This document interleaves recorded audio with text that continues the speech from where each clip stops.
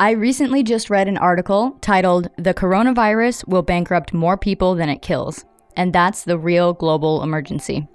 So, what do we do to help protect your business in these hard times? Let's talk about it.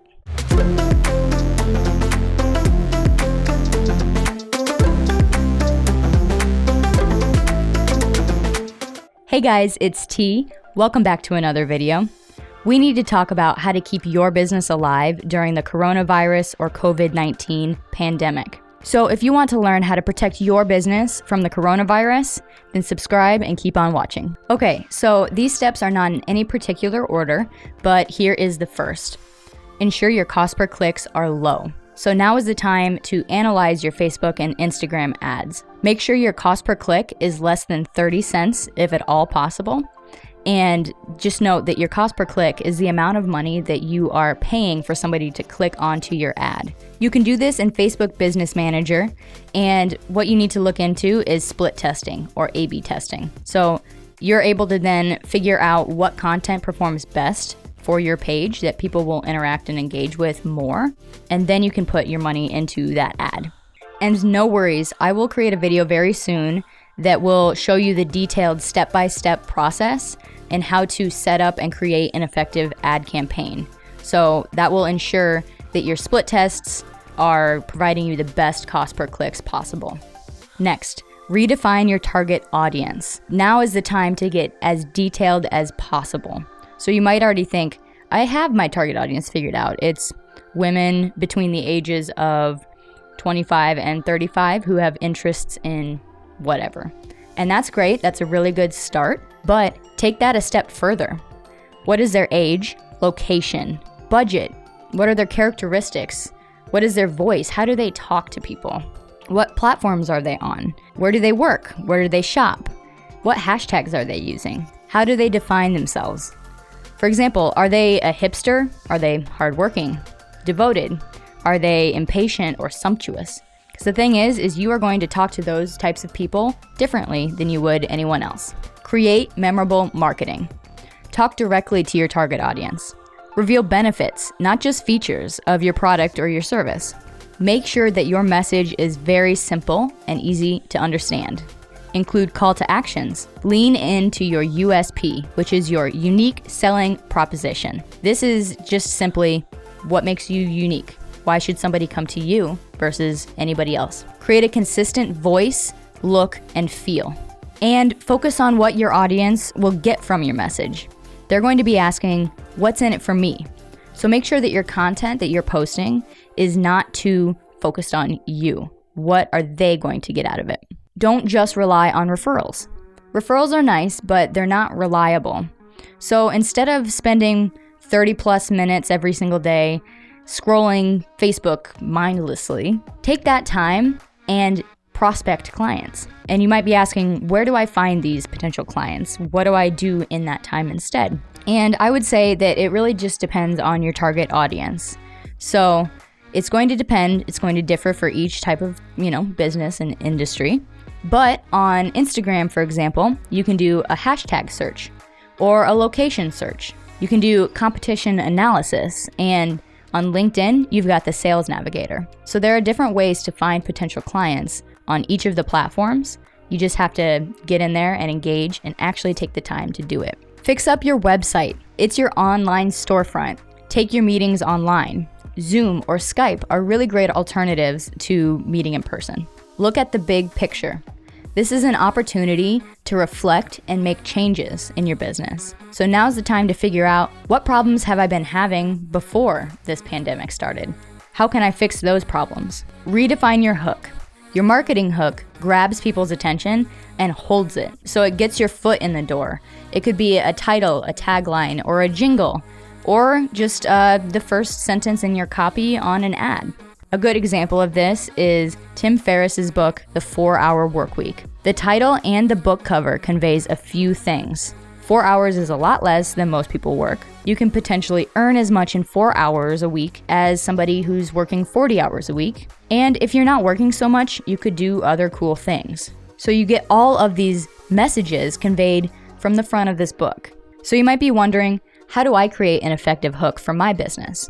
First of all, use numbers. For example, 5 mistakes that, or 7 tips to arouse curiosity. For example, start with, what if I told you? Incite fear, but don't be stupid. We already have enough of that going around right now. For example, you could start an ad with, warning, the following message, ... Exploit secrets. So you could say, secrets of marketing in 2020, for example. Use superlatives or extremes, the best or worst, the longest or shortest, the highest or lowest. And employ the new methods for blank, or new rules of buying a home in 2020, for example. Use the right words to get attention. Some really great words to consider using are convenient, achieve, critical, easy, now, proven, and fast. And focus on your target audience's pain points. So what stress do they want relieved from their life that you could help alleviate, right? So maybe start with a sentence like, how to blank without blank. An example for this, for me, is how to create an effective content strategy without spending time every single day posting on social media.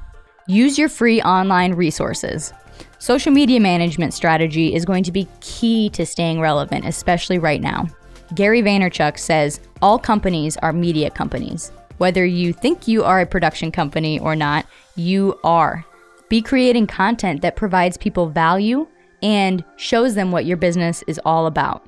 You want to stay relevant and build awareness online. So what makes an effective content distribution campaign? Consistent quality content, authenticity, jab, jab, jab, right hook, which you might have heard from Gary Vaynerchuk, who we just looked at. Jab, you have your jabs, and you have your right hooks, right? Which, come around like, I don't have any room. You jab, jab, jab, and you come in for the right hook.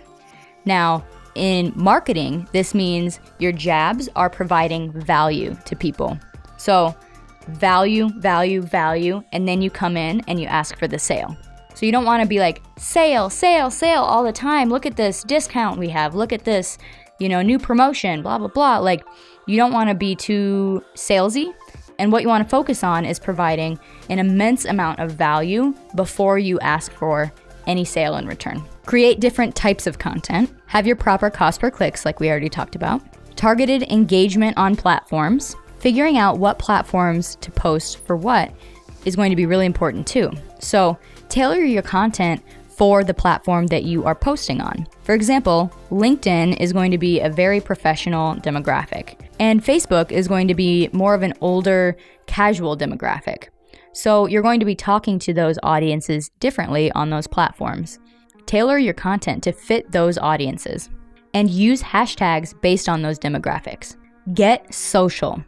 Social media platforms are meant to be social, okay? So engage with your audience, and when you're prospecting for new potential clients, engage with their accounts as well. Don't just leave some bland comment that you copy paste and use on everything either. Make it unique, give people the time of day and actually consume their content and respond to it accordingly. Get creative. So try new things and pivot when needed. There are tons of different types of content that you can create that I'm sure you haven't tried quite yet. Articles, there's how-tos, reviews, checklists, frequently asked questions. You got emails, newsletters, roundups, special offers, interactive content, quizzes, assessments, etc. You got videos, which can be a whole range of, they could be educational, branded, webinars. You can have blog posts, guest posts, influencers, infographics. You've got user-generated content, social media posts, guest blog posts, image galleries. You've got long-form content, short-form content, ebooks, guides. The list goes on. There are so many different types of content that you can create that will increase your brand awareness. Video is extremely important because it builds that know, like, and trust factor before people even meet you in person. It's like you in the real world, but at scale. It offers an opportunity for less questions and better leads. It's great for your SEO or your search engine optimization. It gets more engagement on social media platforms. And it's an amazing way to tell a story. Take advantage of video. This does not need to be a professional video like we might shoot for you. This is even just holding up your cell phone and jumping on saying, hey, This is the update in my business today. So here are a few cool stats. Adding a video to your landing page or your website can increase conversions by 80%. 57% of consumers say that videos gave them more confidence to purchase online. And viewers retain 95% of a message when they watch it in a video compared to 10% when they read it in text. So get outside of your comfort zone and push yourself to try video content creation for your company. Focus on your story. Okay, so stories help people bond to messages. Figure out what is the message you want to create and what is a story that you can use to help interject humanity and personal experiences to your message. Pay attention to your finances. Analyze and seek to understand everything about them. Reevaluate your spending. Figure out what is the most important right now. Where can I maybe cut spending? It could be subscriptions that you might not be using for online resources, for example. This next one might seem a little biased, but don't cut back on marketing. Now is when your business needs marketing most. So if anything, just reevaluate where your marketing money is going, but do not cut back on marketing, especially on social media. Create an effective online business presence. An effective online business presence includes the following: a quality website, social media, and marketing campaigns. So why have an effective online presence, you might ask? Well, it's your storefront right now. It's your online billboard. Social media platforms especially help build your know, like, and trust factor and increase awareness of your brand. And having an effective online business presence is going to increase your legitimacy. So when people look up you on Facebook, for example, and they see an account that hasn't been updated for a couple of years, they might wonder, if you're actually legit and running business or not. So keep it updated and use your platforms to help provide value to your clients. What else? Stay positive. No one likes a complainer, you guys. We all know this. Everybody is extremely stressed right now. And so posting on social media consistently about, complaining that you're not getting any business anymore or this or that, nobody really wants to see that, right? So provide value instead of adding to the negativity that's online right now. Promote gift card sales. This is extremely important for brick and mortar businesses, like restaurants, for example. Try not to discount your services. Instead of discounting, try offering more value or bundling your services. But if you are going to discount your services, remember the rule of 100. If your price is less than 100, then percentage discounts seem larger. So for example, if you have a $25 t-shirt, you should offer 20% off. And if your price is more than $100, then use numerical discounts because they seem larger. For example, if you have a $2,000 laptop, it's either 10% off or $200. $200 seems like it's more of a discount. Don't sacrifice your quality in your product, service, and experience. And take the time right now to focus on your team. Dive into how you can better capitalize on their strengths. You can get started with this by having your team take the Gallup Strengths Finder. And then, instead of just getting the results and not doing anything with them, apply those results. Erica Olaf, who's actually pictured here, is an amazing strengths coach. So contact her if you would like to know more about growing or focusing more on your team's strengths. Take advantage of trends. Go to Google Trends and figure out what is the world searching for right now. Keep an eye out for these trends to help you with content creation opportunities. Don't be desperate, because nobody likes to be sold to. Now, I know that right now especially, it's going to be hard not to kind of cling to those potential sales. But the thing is the more you try to force the sale, the more likely it is for your clients not to actually buy your products or services. All right, so we've got a few marketing truths that I want to cover with you guys. This is marketing truth number 1. No one takes notice of anything unless it's interesting. Okay, so be funny, surprise people, be unconventional, introduce people to new things, be controversial, and ask questions challenging the norm.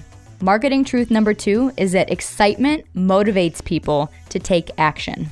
People don't actually need to believe in your product or service. They just need to believe that you believe in your product or service. Marketing truth number 3 is a quote from Market Like You Mean It. Creating and sustaining top-of-mind awareness is a long-term process, not a one-time marketing event. So don't just expect that because you posted a piece of content that is going to make you a sale. Once again, it goes back to that consistent quality content that provides value to your target audience. Marketing truth number 4 is that no one cares about the extent of your vocabulary. Communicate with people like you're their friend. Take your classes online. So if you are in the fitness industry and you can say, take a fitness class to an online space, people can work out from home while watching your class and still be engaged with your business. Create passive income if possible. You can build courses, you can do affiliate marketing. There are a ton of different types of passive income that can be created. Now just note that this might not be the time for you to actually start implementing this. This might be more of a long-term strategy. But course creation is really, really cool. And if you're going to look into it, look into Kajabi. It is a really awesome platform for building courses. If you're going to be creating a course, make sure that you are creating a sales funnel as well. You can use Kajabi for that. EverWebinar is a really great place to host webinars, and there's a ton of different software and things that we can go into in a later video to help you create an effective sales funnel.